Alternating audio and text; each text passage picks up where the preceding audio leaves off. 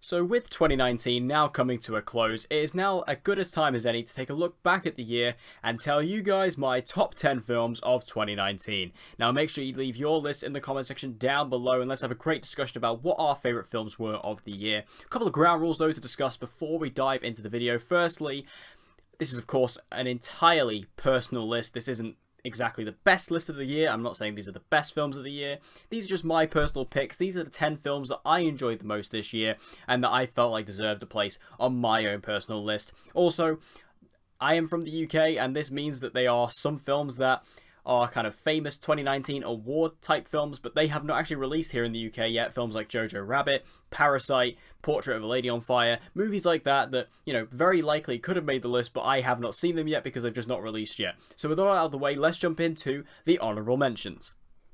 So for my honourable mentions, they are The Irishman, Once Upon a Time in Hollywood, Shazam, Aladdin, Happy Death Day to You, and Charlie's Angels.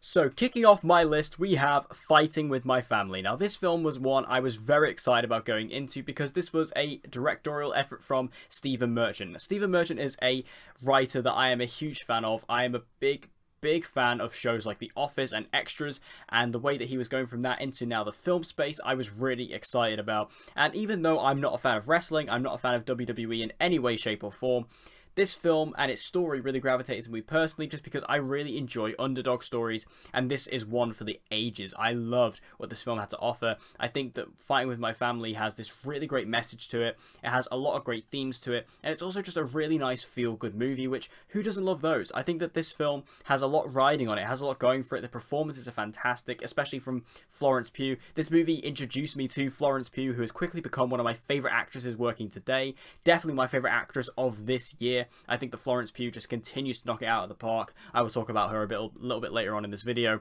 But even, you know, like The Rock coming in for a cameo was great. Vince Vaughn was a real standout here. And I think that Lena Headey also was really great here. I think this film just has a really nice heart to it. And I think it's one of those films that you can keep going back to, you can keep watching, never get bored of, and just always have a great time with. And that is a film that I think deserves a place on this list. Coming in at number 9, we have Triple Threat. Now, Triple Threat is a film that, before I started making my notes for this video, I didn't actually know came out this year. Triple Threat is absolutely amazing for someone like me. As a fan of the martial arts genre, and as a fan of many of the actors involved in here, this is essentially the Avengers for martial arts films and martial arts actors. I adored this film. While the story is pretty lackluster and not anything special, that's not why you come to this film. You come to Triple Threat because you want to see some badass action with some of your favourite action stars from both American and foreign cinema. The way that this film utilises actors such as my favourite Iko Uwais and other actors such as Tony Jaa and Michael Jai White and Scott Adkins is just phenomenal. This film is just balls to the wall, non-stop action, and it's one of those films where the action, it's not like something like Six Underground, which we got recently, which is basically non-stop action, but the action isn't particularly outstanding or original. The action here is just so competently done and so well handled because these people are experts. They know what they're doing. So it feels so authentic when you're watching it on screen. And most importantly, above all else, it is fun as hell. This film is such an exciting and such a riveting experience. You are completely there with it and you are completely along for the ride. It's just constant impact after impact after impact, and it never lets down. And because of that authenticity you get from using actors like Iko Uwais and Tony Jaa, you feel that power, you feel that impact because you know these actors are doing it themselves. And for me, Triple Threat, if I didn't know that this movie came out this year, it would have completely missed the list, and that's a shame because this is definitely one of the most memorable movies of the year for me. Coming in at number 8, we have a late entry, which is Little Monsters. Now, Little Monsters is a film that I heard about from Sundance, and I was really excited to check it out myself, because this film just sounded right up my street. A low-budget Australian zombie movie starring Lupita Nyong'o. What's not to love? I mean, first of all, Lupita Nyong'o herself is great in this. This just proves that Lupita Nyong'o can just make wonders with any script you provide her with. This film, while being pretty low budget and pretty small for an actress of her caliber, I think that this film just really lends itself well to her particular acting chops. And I think that her performance as Miss Caroline is something else. Like, she is just so good here. Not only is she completely believable as a teacher and just lovely in this movie, but seeing how competent she is at kind of rising to this occasion and rising to this situation was great. And all the other performances are great as well. For some reason, the actor is escaping my name. His name is escaping me right now.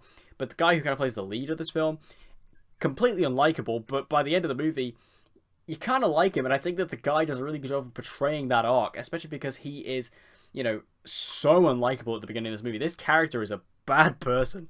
So seeing him kind of become this guy who you can kind of almost sympathize with by the end, I think is a real talent. And I think that Josh Gad absolutely steals the show here. He comes in as this kind of children's presenter, and he is completely off the wall here, completely balls, and it's just amazing. And seeing his kind of performance, the way it kind of goes completely more batshit as the movie goes on, I loved every single thing about this movie. Like, it's just a really unique zombie movie. I'm a big fan of the zombie genre, and I love a good twist on the zombie genre, and this was really that for me. And the Aussie humor really works, really, like, lends itself well for me, and I think that the humor is just one of the standouts for me. I was laughing consistently throughout it. It's also got a lot of good tension as well, and I think that Little Monsters, it's one of those films that kind of flew under the radar this year, so if you haven't checked it out, you definitely should. Coming in at number 7, we have 8th Grade. Now, of course, I mentioned at the beginning of this video that some films from, like, 2019 actually aren't on this list because they weren't here. This film actually came out in 2018, but it got released in 2019 here in the UK, so I'm going to include it here. 8th Grade is a relatable movie if ever I've seen one. As someone who, of course, does YouTube, and as someone who's done YouTube for a long time, and particularly started YouTube in sort of the middle years of high school, seeing this story of a girl who is incredibly socially awkward but with a completely different personality online, it's just so relatable. Back then, when I started doing YouTube, I was exactly that. I was someone who was very shy, very awkward in real life, in school, and then, on video, I was a completely different person. I was as confident as anything. And I think that seeing that reflected throughout this is amazing. Elsie Fisher absolutely sells it as well. You can totally see why she took on this project, because she is so just embroiled in this character and embroiled in this story. Bo Burnham, of course, this is his directorial debut as far as I'm aware. Being a comedian, you can see the comedic tendencies come in here. This film is nail-bitingly funny at times, and I say nail-bitingly because the humour can be very awkward. And for someone who is a fan of British comedy, a lot of British comedy lends on awkwardness. So for me, I think that this film and its comedy style is something that must reflect well for me, because that is why I found it so funny. I think 8th Grade, it's such a special movie, it's such a personal story, it's such an intimate story, especially because the two main characters really is Elsie Fisher's character and her father, and their kind of relationship is really beautifully established. And I think that this film, again, it's a little bit like Little Monsters. It's one of the films that went under the radar this year. Not a lot of people spoke about it. Obviously, this film did come out in 2018 overseas, but here in the UK, this film got completely swept under the rug because they released it the same weekend as Avengers Endgame. Why they did that, I have no idea, and it's absolutely criminal because this film deserves so much better because it is fantastic.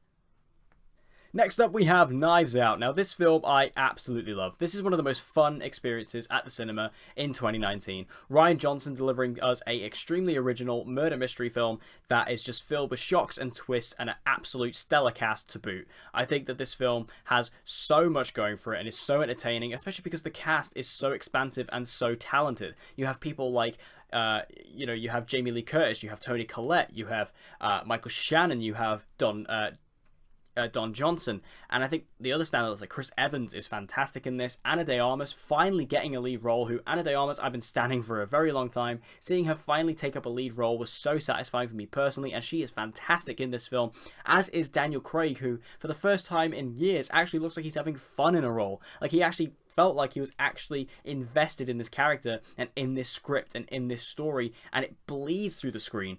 The character of Benoit Blanc, I really hope they continue in further films like they've suggested, because that is a character I want to be with more time. And I think that Rian Johnson just further displays how excellent of a director he is. Seeing films like Looper and The Last Jedi, which, if you guys don't know, I really like The Last Jedi. I think this is his best directed film to date. The way that this film is directed is so expertly handled, especially for a genre film like this. It lends itself really well to expert directing, and Rian Johnson just completely excels throughout it, as does the camera work, which the dolly shots are a particular standout. They really do create this really interesting look. The cinematography is really nice here. The way that the film is overall framed and looked is beautiful. It's a great looking film, and it's also a very exciting film. And for a murder mystery and a whodunit, this film is extremely rewatchable. On the second watch, I found this movie even more entertaining, and I found even more to love in it. For me, Knives Out is one of the most memorable experiences of the year, and I absolutely adored it. In at number 5, we have Booksmart. Now, Booksmart is a film that came out quite a few months ago now, but it's a film that has stuck with me from the release. I think that this film is just really great. It's one of those films that, yes, it's very similar and comparable to a film like Superbad, but unlike Superbad, this film doesn't just focus on the comedy. But speaking of the comedy within this film is extremely funny because of how well written it is. And for a directorial debut from Olivia Wilde, you can't really do much better than this film. I think that Booksmart, the way it uses characters played by Beanie Feldstein and Caitlin Dever, I really bought their friendship because their friendship transcended beyond the screen, because you could tell that these actresses had become really close friends in real life, and that always helps with performances in films like this. And I think that their particular characters, the way that they are so closely knitted together, but the way they go on their own stories, I was completely invested in both of them. And the story, while simple, it's completely relatable to any person in any stage of their life. And I think that this film has so much going for it in that regard. It's relatable, it's funny, it's emotional, it's heart-wrenching, but it's also incredibly sweet. I think Booksmart as a film, it just has a little bit of something for everybody. And I think that if you watch this movie, you will always find something to enjoy at every scene, no matter who you are. In at number 4, we have Star Wars Episode 9, The Rise of Skywalker. A bit of an unpopular choice here, but I love this movie. I'm not going to spend too much time talking about it. Of course, I recently did my review. You can check that out on the channel. But for me, The Rise of Skywalker was a great conclusion to the Star Wars saga and the Skywalker saga in particular. I think that this film has so much to love. I think that there is so much to like about it. Yes, it's not perfect. It has a lot of problems. I think that it's very convenient and a little bit forced at times, and the writing is not great. But neither are a lot of the Star Wars films, and I think that this film is honestly unparalleled quality to a lot of the other Star Wars films in the franchise, and I think that this film is getting unnecessarily hated on, when, in a matter of fact, it's on the same level of quality as about every other Star Wars film. So for me, The Rise of Skywalker is an absolutely outstanding experience as a fan. Again, as a movie, it's not the best. It definitely has a lot of issues, but as a fan, I was completely happy and completely satisfied with this conclusion to the Skywalker saga. Coming in at number 3, we have Marriage Story. Noah Baumbach's latest drama. This film features 2 of the best performances of the year from Adam Driver and Scarlett Johansson, who play a couple going through a divorce. And Marriage Story is an extremely uncomfortable but extremely loving story about these 2 people who are trying to do the best they can to get out of this situation, while also being manipulated by lawyers who have their own agendas and are trying to teach them the ways of fighting this case. This film is uncomfortable at times because you're watching it thinking, I shouldn't be watching this. I shouldn't be watching these people live their lives like this. It's uncomfortable, and it's intrusive, and it's invasive, and it feels like you are watching something that you shouldn't be seeing. If you've ever, as a kid, listened to your parents argue, it's an uncomfortable experience. It's something you don't want to be around for. And that's what this movie's like. You're sat there, Noah Baumbach being straight in the middle of this conversation, in the middle of this argument, and you are just watching these 2 people who you can tell love each other, but also have this unsearing anger going on that they are just unleashing upon each other. And it's not a nice experience, but at the same time, this film is incredibly intimate, and this film is incredibly beautiful, and it has this way of going about it that really feels authentic. This film is real. This film is a real story. You know, if this film was just with 2 actors I had never seen before, I could have said this was based on a true story. And in a lot of ways, obviously, this is based on many true stories. As someone who, you know, perhaps has been through a divorce, there might be a lot to relate to in this film. I can't relate to that myself, but I can imagine that there are some people who will. And I think that, you know, even from the little kid's perspective, there are a lot of people who can relate to his character in this film and how he may grow up to live. I think this film has so much going for it. It's so lovely, but also so heart-wrenching at the same time. And Marriage Story is one of the most unforgettable films of the year, and one that I will definitely come back to rewatch time after time. My runner-up for 2019 is Midsommar. This film was an experience and a half. I cannot believe what this film delivered. I mean, what I love about Midsommar is that this is all about horror in reality. Everything that happens in Midsommar, it can happen in real life. far-fetched? Maybe, but the reality of it is that everything that happens in this film is real. You feel everything. You feel the impact. You feel the horror. You feel the disgustingness of it. You feel the tension throughout. I think that Midsommar, unlike Ari Aster's previous directorial effort of Hereditary, which, granted, I love Hereditary, it's a great film. What I disliked about Hereditary was how it kind of steered off to become a bit more supernatural towards the third act. What I love about Midsommar is how it focuses and gets even more gruesome in its reality as it goes on. As I said at the beginning, everything that happens in this film could happen in real life, and that is what makes this movie particularly scary for me. I think that the most memorable scene of the year really comes from this movie, where you see the scene of Danny's sister and what she does to herself and her father and her mother. That scene, the way it's shot and the way it's framed, it's expertly done, and it actually feels horrific. I felt ill coming out of that scene. And this then leads me to talk about Florence Pugh, who I mentioned earlier in the video. Florence Pugh, the Academy won't nominate her for this because they don't do horror movies, but in my opinion, this is the best performance of the year. Florence Pugh absolutely nails it in this film, because I've never seen such a realistic depiction of grief and upset. The way she cries in this film is unlike anything I've ever seen before. This is the most realistic crying I've ever seen on film from any actress or actor in the history of film. And I think that this all culminates in this film that is not only beautiful to look at, but is extremely horrific to watch. And I think Midsommar, it's an experience I'll never forget in the cinema. I saw it in a very quiet cinema. It was very, very, almost angelic at the beginning. And, it's almost like a fairy tale to start off with, but then it just descends into madness. And the way the film ends, I walked out of it feeling kind of just shocked beyond all belief. And for me, Midsommar is an unforgettable experience. I cannot wait to watch the director's cut to see what Ari Aster has more to deliver with this film. And Midsommar, it's a worthy runner-up to my top 10 films of the year. And my number one has to go to Avengers Endgame. I would be lying to myself if I put anything else at number one. I have never had such a visceral reaction to a film in my life. The way I went to the midnight screening of this, and I was just surrounded by fans like myself. We were all on the same page. We had all been there from the beginning, and we were all ready for this experience, and it was something I could not wait for.